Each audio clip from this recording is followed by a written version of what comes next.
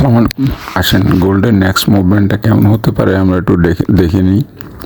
তো এর আগে আমরা যেটা বলছিলাম গোল্ডের কি এরিয়া, তো গোল্ডের কি এরিয়া আমরা মার্ক করছিলাম উইকলি লো, এই যে উইকলি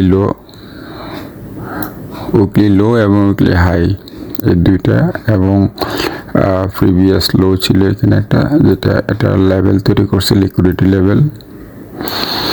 তো এখানে মজার ব্যাপার হলো প্রিভিয়াস যে লিকুইডিটি লেভেল তৈরি করছে সেটা এবং উইকলি লো সেম ছিল। তো এইটা ছিল আমাদের একটা ভেরি ইন্টারেস্টিং ইনফরমেশন। তো গতকাল দেখেন গোল্ড কিন্তু উইকলি লো খুব সুন্দরভাবে সুইপ করছে। উইকলি লো সুইপ করে কিন্তু গোল্ড কিন্তু একটা স্ট্রং হ্যামার তৈরি করছে।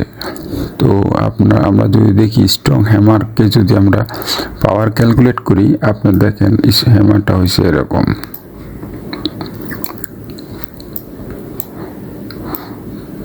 দেখেন লোয়ার উইক কত বড়, এই যে এখানে হ্যামারটা ক্লোজ হয়েছে এখানে, তার মানে এই থেকে এই পর্যন্ত এই পুরাটাই বায়ার।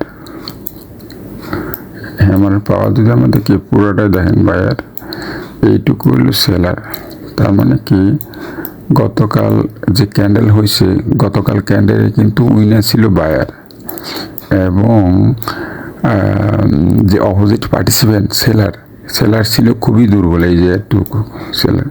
তার মানে কি আমরা এখন যেটা বলছিলাম যে উইকলি লোকে সুইপ করছে, লিকুইডিটি নিয়েছে, এখন কিন্তু আমাদের টার্গেট হলো উইকলি হাই, এই যে উইকলি হাইকে টার্গেট। তো আজকে যে ক্যান্ডেল হবে এটা কিন্তু আমাদের কনফার্ম করবে যে উইকলি হাইকে সুইপ করবে কিনা। তো আজকে গোল্ড কিন্তু বাইরের দিকে থাকবে। তো এটা আপনাদের সুবিধা মতো ট্রেড প্ল্যান করবেন।